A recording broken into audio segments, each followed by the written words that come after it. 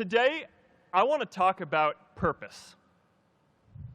But I'm not here to give you the standard commencement about finding your purpose. We're millennials. We try to do that instinctively. Instead, I'm here to tell you that finding your purpose isn't enough. The challenge for our generation is to create a world where everyone has a sense of purpose. One of my favorite stories is when JFK went to go visit the NASA Space Center, and he saw a janitor holding a broom, and he asked him what he was doing, and the janitor replied, "Mr. President, I'm helping put a man on the moon." Purpose is that feeling that you are a part of something bigger than yourself, that you are needed, and that you have something better ahead to work for. Purpose is what creates true happiness. And you are graduating at a time when this is especially important. When our parents graduated, that sense of purpose reliably came from your job, your church, your community. But today, technology and automation are eliminating many jobs. Membership in a lot of communities has been declining, and a lot of people are feeling disconnected and depressed and are trying to fill a void in their lives. As I've traveled around, I've sat with children in juvenile detention and opioid addicts who've told me that maybe their lives would have turned out differently if they just had something to do, an after-school program or somewhere to go. I've met factory workers who know their old jobs aren't coming back and are just trying to find their path ahead. For our society to keep moving forward, we have a generational challenge to not only create new jobs, but create a renewed sense of purpose. I remember that night I launched Facebook from that little dorm in Kirkland House. I went to Noakes with my friend KX, and I remember telling him clearly that I was excited to help connect the Harvard community, but one day someone would connect the whole world. The thing is, it never even occurred to me that that someone might be us. We were just college kids. We didn't know anything about that. There were all these great big technology companies with all these resources, and I just assumed one of them would do it. But this idea was so clear to us that all people want to connect. So we just kept working on it, day after day after day.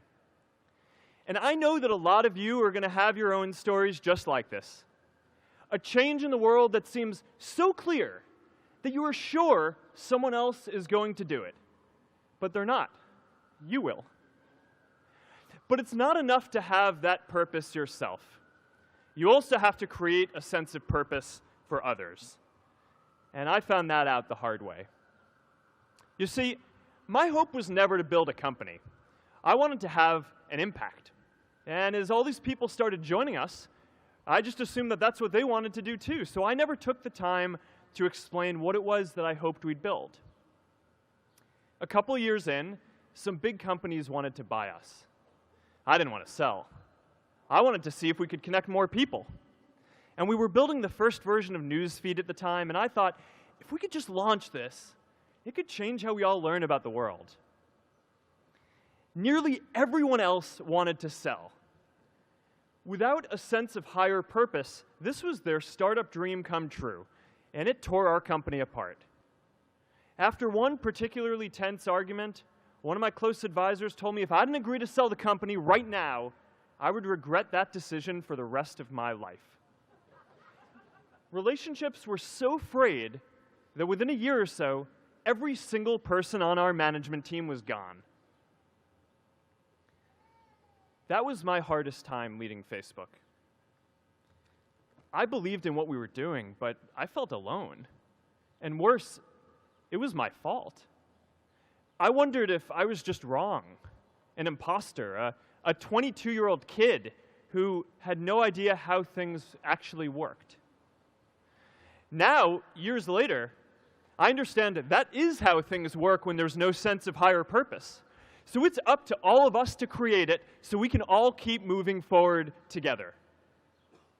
And today, I want to talk about 3 ways that we can create a world where everyone has a sense of purpose. by taking on big, meaningful projects together, by redefining equality so everyone has the freedom to pursue their purpose, and by building community all across the world. So first, let's take on big, meaningful projects. Our generation is going to have to deal with tens of millions of jobs replaced by automation like self-driving cars and trucks. But we have the potential to do so much more than that. Every generation has its defining works. More than 300,000 people worked to put that man on the moon, including that janitor. Millions of volunteers immunized children around the world against polio, and millions of more people built the Hoover Dam and other great projects. And now it's our generation's turn to do great things. Now I know, maybe you're thinking, I don't know how to build a dam. I don't know how to get 1 million people involved in anything. Well, let me tell you a secret. No one does when they begin.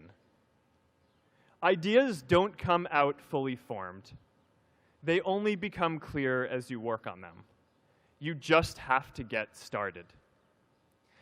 If I had to know everything about connecting people before I got started, I never would have built Facebook.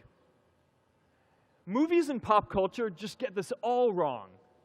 The idea of a single eureka moment is a dangerous lie. It makes us feel inadequate because we feel like we haven't had ours yet. And it prevents people with seeds of good ideas from ever getting started in the first place. Oh, and you know what else movies get wrong about innovation? No one writes math formulas on glass, okay? All right? That's not a thing, okay?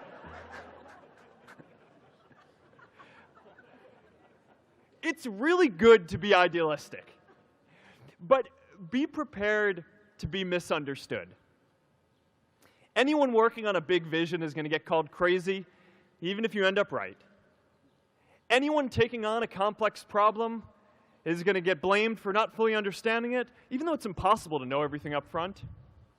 Anyone taking initiative will always get criticized for moving too fast because there's always someone who wants to slow you down. In our society, we often don't take on big things because we're so afraid of making mistakes that we ignore all the things wrong today if we do nothing. The reality is, anything we do today is going to have some issues in the future. But that can't stop us from getting started. So what are we waiting for? It is time for our generation-defining great works. How about stopping climate change before we destroy the planet and getting millions of people involved, manufacturing and installing solar panels? How about curing all diseases and getting people involved by asking volunteers to share their health data, track their health data, and share their genomes? You know, today, our society spends more than 50 times as much treating people who are sick as we invest in finding cures so people don't get sick in the first place. It makes no sense. We can fix this. How about modernizing democracy so everyone can vote online? And how about personalizing education so everyone can learn? These achievements are all within our reach. Let's do them all in a way that gives everyone in our society a role. Let's do big things, not just to create progress, but to create purpose.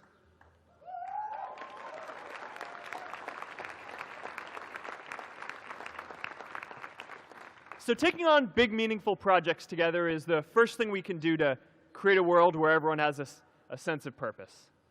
The second is redefining our idea of equality so everyone has the freedom to pursue their purpose.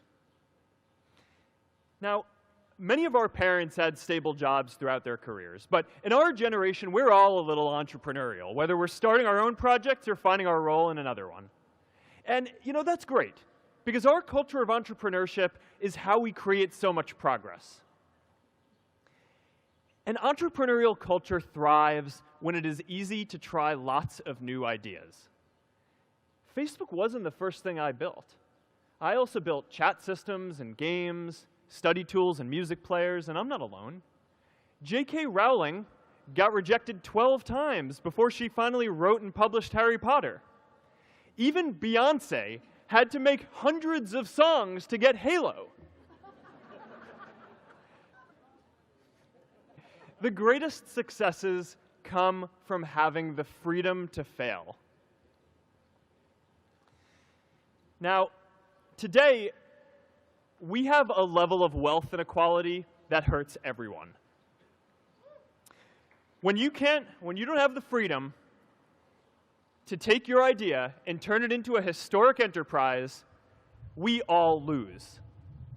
And right now, today, our society is way over-indexed on rewarding people when they're successful, and we don't do nearly enough to make sure that everyone can take lots of different shots. Now, let's face it. There is something wrong with our system when I can leave here and make billions of dollars in 10 years, while millions of students can't even afford to pay off their loans, let alone start a business.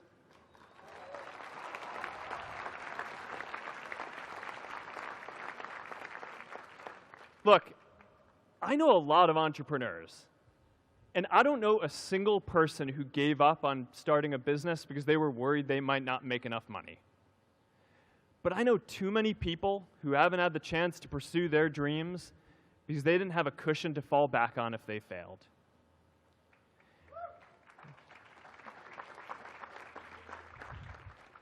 We all know you don't get successful just by having a good idea or working hard. You get successful by being lucky, too. If I had to support my family growing up instead of having the time to learn how to code, if I didn't know that I was going to be fine if Facebook didn't work out, then I wouldn't be standing up here today. And if we're honest, we all know how much luck we've had to get to this point in our lives. Every generation expands its definition of equality. Previous generations fought for the vote and civil rights. They had the New Deal and Great Society. And now it's time for our generation to define a new social contract.